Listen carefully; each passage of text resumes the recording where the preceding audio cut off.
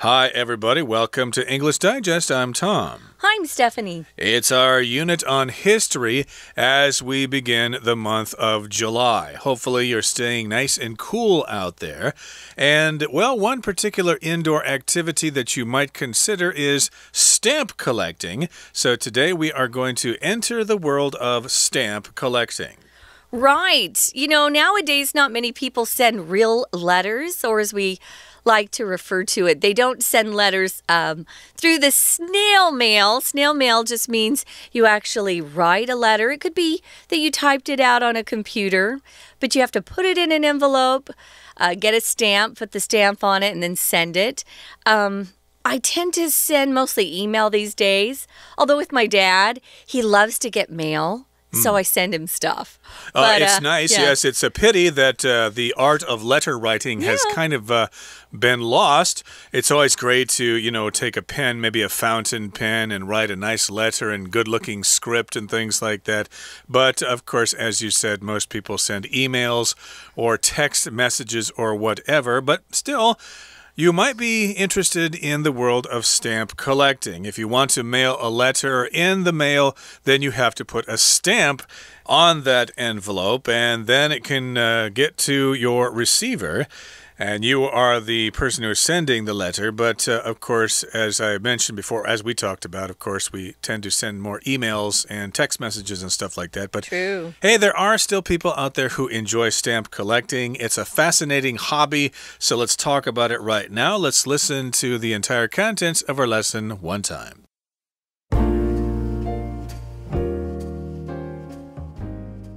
In the 19th century, Sir Rowland Hill, a British schoolmaster, devised a revolutionary mail system that spread across the world.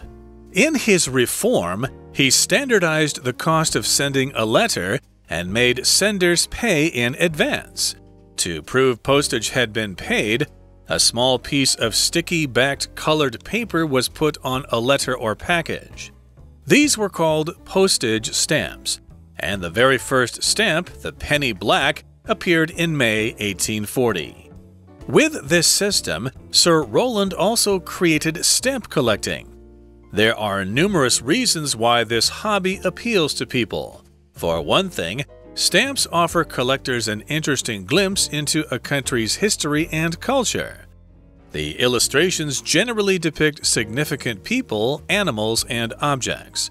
For another, there are many different countries' stamps to collect, not to mention countless rare or unique special edition stamps.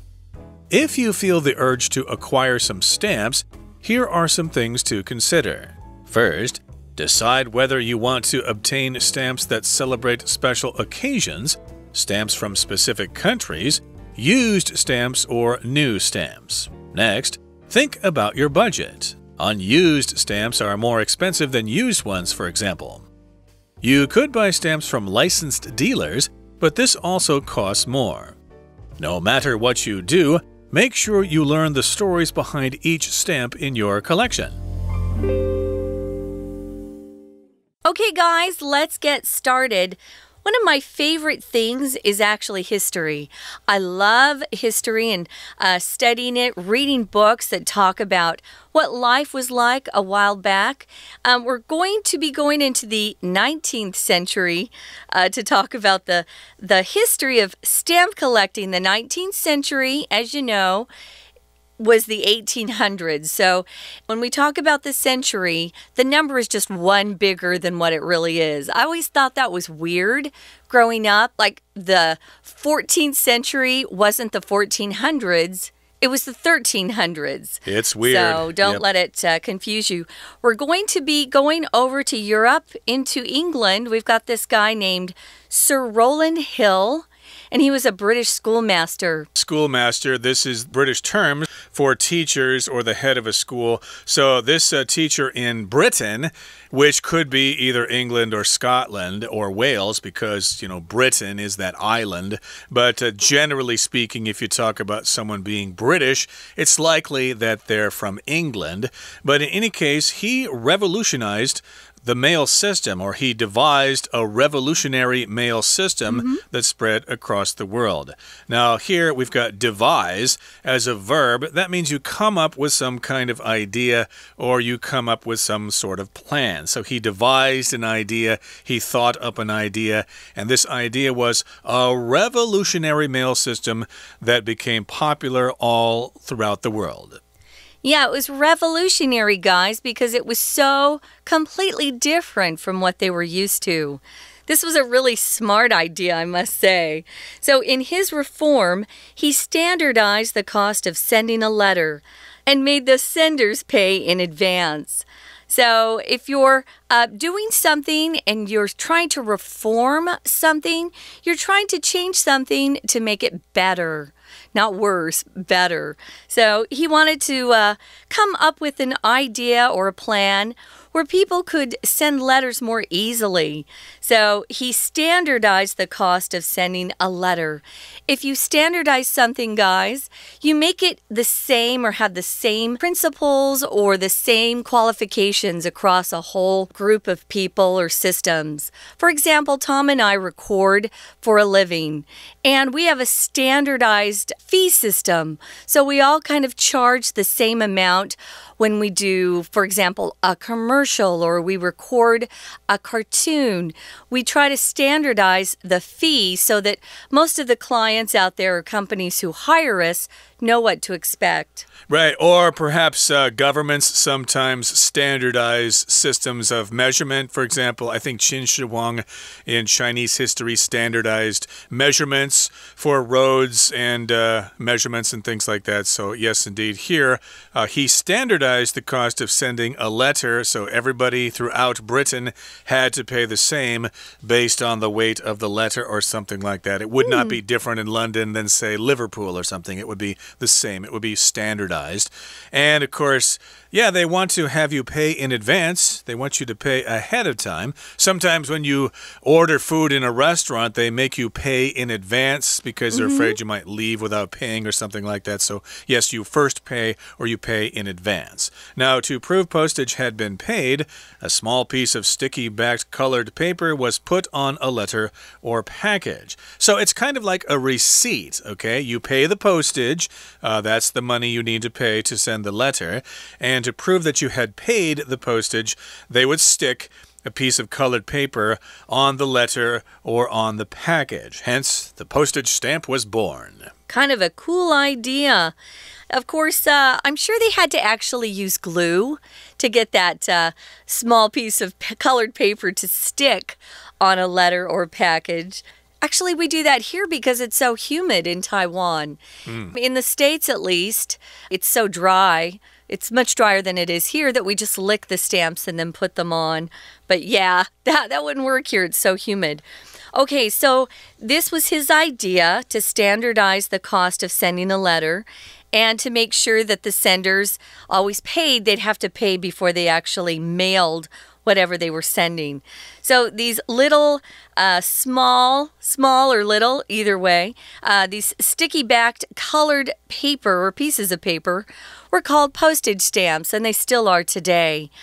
So when I need postage stamps in Taiwan, I usually go down to the post office in my neighborhood and get them there. But I know that some of the smaller shops in my neighborhood, some of the vendors also sell stamps, which is very convenient as well. Gee, I can't remember the last time I bought a stamp because I do everything by email. But, you know, every once in a while you do need to send a signed document or something in the mail. So, indeed, you can still buy stamps. Well, the very first stamp, guys, was called the Penny Black, and it appeared way back in May 1840. So that's when we first had a stamp. I wonder who has collected that one. That stamp would be very, very valuable. It would cost a fortune if you wanted to buy it yourself, maybe at an auction or something like that. But it came out in 1840 in the month of May. Now let's move on to the next paragraph here. It says, with this system, the system of using postage stamps, Sir Roland also created stamp collecting. So he may not have had this intention. He just wanted to create these stamps so that you could prove that you already paid the postage. But now people thought, hey, those things are kind of cute, those little colored pieces of paper. We can collect those. Like people collect all sorts of things. Like when I was a kid, I used to collect coins. And I believe, Stephanie, you collect things that have to do with pigs, right? Yeah, I collect things in the shape of a pig. It could be a hat. It could be made out of jade. I just was checking online, Tom. The penny blacks are still out there to collect. And if you get one that looks pretty good, is in good shape, you can get about $3,000 for one. Oh, that's not too bad. Yeah, but they're still out there if you want to try to collect a penny black. So, yeah, he created this idea called stamp collecting. When Tom and I were growing up, there were a lot of people collecting stamps. But nowadays, it seems like people have moved on to different things. I think there are still some people out there who do collect stamps. I know that there is a postal museum here in Taipei. I think it's on Chongqing South Road, I think. And then nearby that museum are a couple of stores that sell stamp collecting supplies. That's smart. So I believe the hobby is still alive and well, but probably not as popular as it used to be. But, we're going to continue talking about stamp collecting in just a couple of seconds. Right now, we're going to take a break and listen to our Chinese teacher. Hello, my name is Shelby. 现在进行中文讲解。标题 Stamp Collecting 集邮 Stamp 邮票，在信件上贴邮票 Put a stamp 或者 Stick a stamp on a letter， 也可以直接用 stamp 当动词变成 Stamp a letter。 另外它还有跺脚的意思哦，例如说他很生气，大力跺足 Stamping on the floor。 我们来看文章第一句，罗兰爵士发明革命性的邮政系统。句子当中 devise 动词发明计划相当于 invent 或者是 design。 例如说 They design a plan for making money， 他们想到一个赚钱的计划。衍生的名词 device 把字尾 se 改成 ce device 表示仪器，电子产品就是 electronic devices。 接着他将付费过程标准化，必须先付钱。第一题，怎么样 postage 邮资已经付过，一张小色纸会被贴在信件的后面。句中形容词 sticky backed， sticky 黏的，加上名词 back 后面再加上 ed， 形成了复合形容词，形容 paper。 这题要测验动词放在句首时候的变化。前一句说 pay in advance， 那为了要证明已经付过，所以用不定词 to v 来表目的，所以选 A to prove， 为了证明。这些就叫做邮票。第一张在1840年出现。 We're going to take a quick break. Stay tuned. We'll be right back.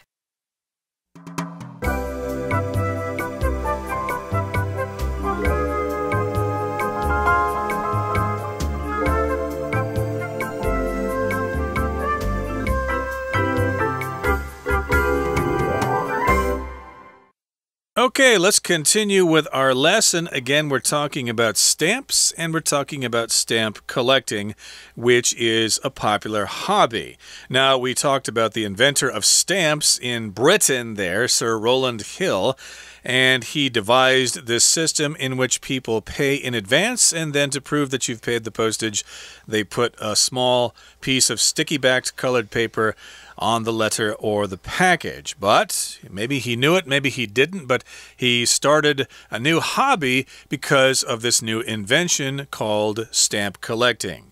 So, indeed, that's what we're talking about today, the magical world of stamp collecting. And there are numerous reasons why this hobby appeals to people. Numerous just means many. There are many reasons. There are numerous reasons why people like this hobby. Appeal to means that you're attracted to it and you really like it. Yeah, it's very interesting to you. So a lot of people have a hobby And they chose that hobby because whatever that hobby is, it really makes them happy. So it appeals to them. So, yeah, one of the things I like about stamp collecting is to see the differences between the stamps and the designs from country to country. They can be very different. I think Taiwan has some beautiful stamps. When I was here a long time ago as a missionary, I would send really beautiful stamps home, and I did have people in my family who would keep them. They were quite beautiful. They still are quite lovely. So for one thing, what do stamps offer? They offer collectors, that's people who collect, we call them collectors, an interesting glimpse, which is a quick look into a country's history and culture. Exactly. That's what I love about the stamps and collecting them. So the illustrations, those are the drawings on the stamps. They generally depict or show significant people, animals, and objects. It's kind of a way to brag about your country or maybe get some free advertising for your country, why people would want to come and visit. So it's a great idea. So illustrations, again, are drawings, usually by hand, although nowadays people use their computers to come up with illustrations as well. So significant just means something that's pretty important. Maybe you have a very significant meeting this week. It's something that you can't miss. If some person's significant, they've usually done something important or valuable for other people. Yeah, so for here in Taiwan, it could be some political figures, for example, past presidents maybe, or maybe cultural icons like popular singers or popular actors and actresses and stuff like that. So those would be the significant people. And animals, well, they might have the Formosan blue magpie on there, or they might have the bear, that big bear that roams around Yushan there, or other objects, maybe some children's toys or something they would put on the stamp as well. So for this is another reason why people are attracted to stamp collecting. There are many different countries' stamps to collect, not to mention countless rare or unique special edition stamps. So yes, you can collect stamps from different countries. Imagine if you got stamps from all the different countries in Africa or South America or Asia. You could probably imagine there would be all sorts of different designs and different pictures and stuff like that.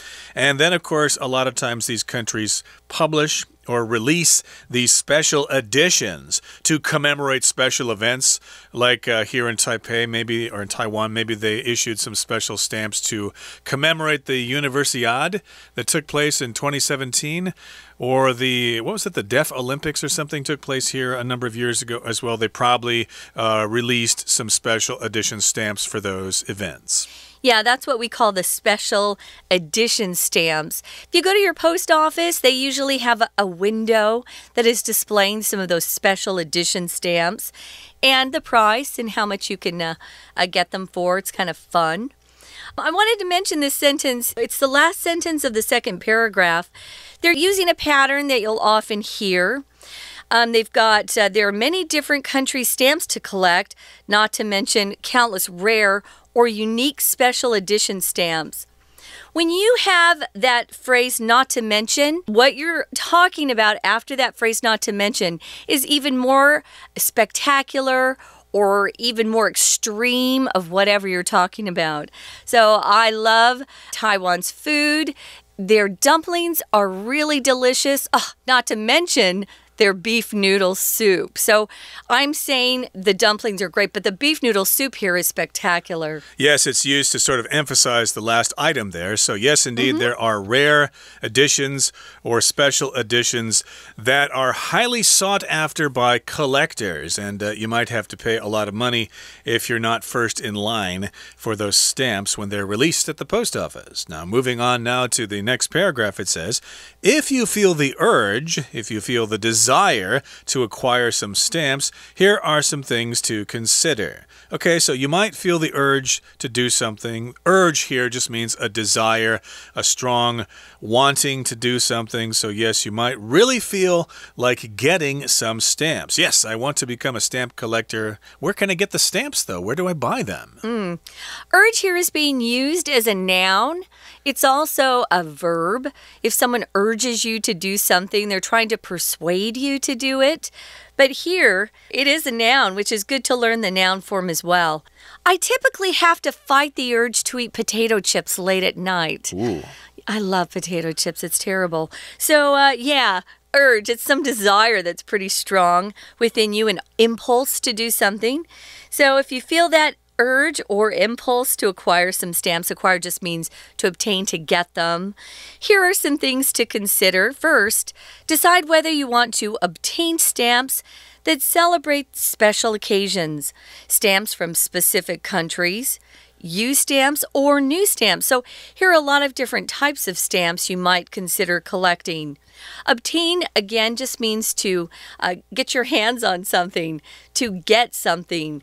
It doesn't necessarily mean you have to buy it. Maybe you obtain stamps because someone just gave you their collection, which would be great. Yep, they don't want it anymore. It's gathering dust, and they just want to get rid of stuff. So here, take my stamp collection.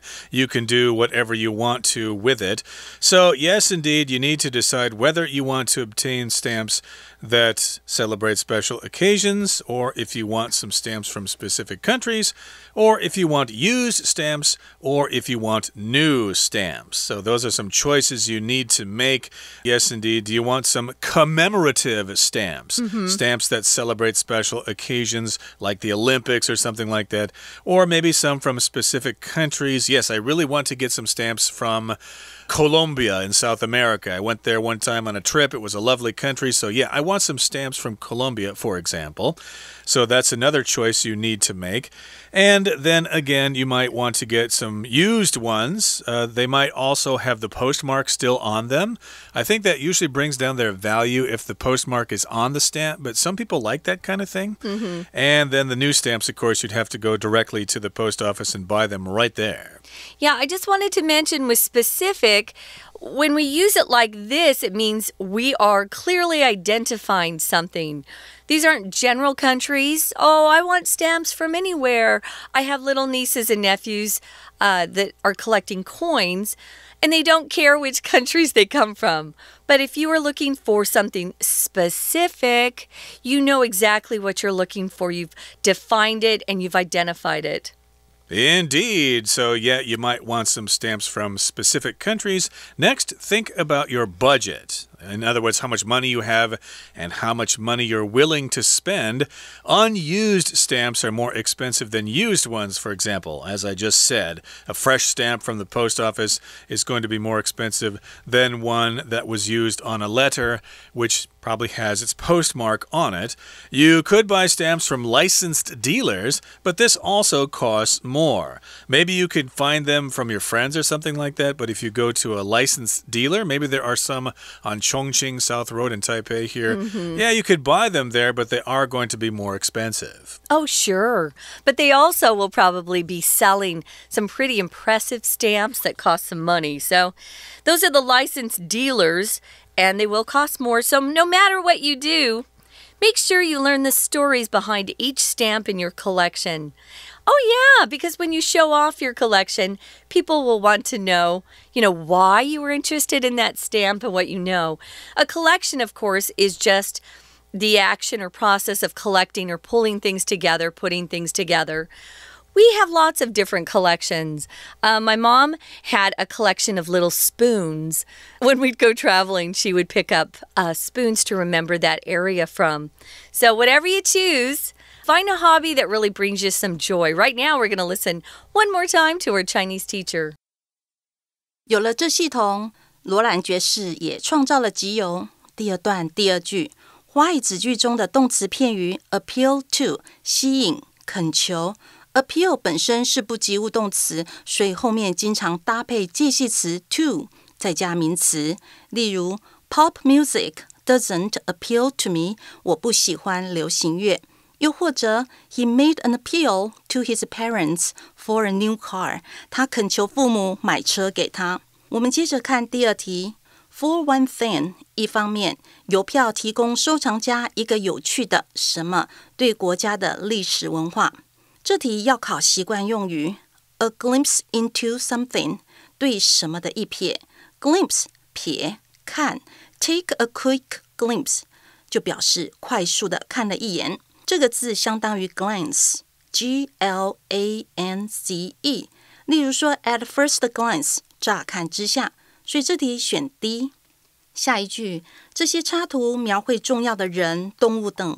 句首的 illustrations 插图，当文字不足以说明时，就会用图解来解释，所以呢有搭配用语 by way of illustration 表示举例说明。第三题，空格，有很多国家邮票收集，更别提无数稀有的独特版本。句子中间 not mention 是习惯用语，表示说更不用说，何况。例如说 He speaks French and German, not to mention English. 他说法文和德文，更不用说英文了。当别人谢谢你，回答说别客气，也可以说 Don't mention it。这题搭配前面的 for one thing 一方面，这句要 for another 表示再者另一方面，两句同时表达即有的好处。那其他选项 A. In short 总而言之， B. Nonetheless 然而， D. In contrast 相较之下，都不符合题意，所以答案选 C。 第四题，如果你有冲动去怎么样子邮票，要考虑几件事情。 Urge 强烈的欲望， Have an urge to V 表示渴望做什么事情。选项 A. Think 使缩小， B. Acquire 获得， C. Prevent 防止， D. Estimate 估计。想要收集邮票，所以我们答案当然就选 B. Acquire。 接着说，首先呢，决定你要收集特殊时节的邮票，或者是点点点其他。 Next 接着考虑你的什么。第五题后面的句子提到说 buy stamps 买邮票，或者 cost 花费等字眼，可以推知呢，这题要建议考虑自己的预算。选项 B. budget 预算，例如说 a family budget 家庭预算， reduce budgets 减少预算，所以选 B。 其他选项 A. schedule 行程表， C. errand 例如 run an errand 就是跑腿， D. leisure 休闲，这几个字都不符合题意，所以我们答案选 A。 最后到最后一句的句首 No matter what you do 无论你做什么， No matter 加疑问副词 what 或者 which 等等等，表示无论怎么样。这里当副词子句使用，也可以用 whatever you do 来表达。最后要确保你学到你收集的邮票它背后的故事哦。以上是今天的讲解，谢谢收听。Okay, that's it for today. Thank you so much for joining us, and please join us again next time for another fascinating edition of English Digest. From all of us here at English Digest, I'm Tom. I'm Stephanie. Goodbye. Bye.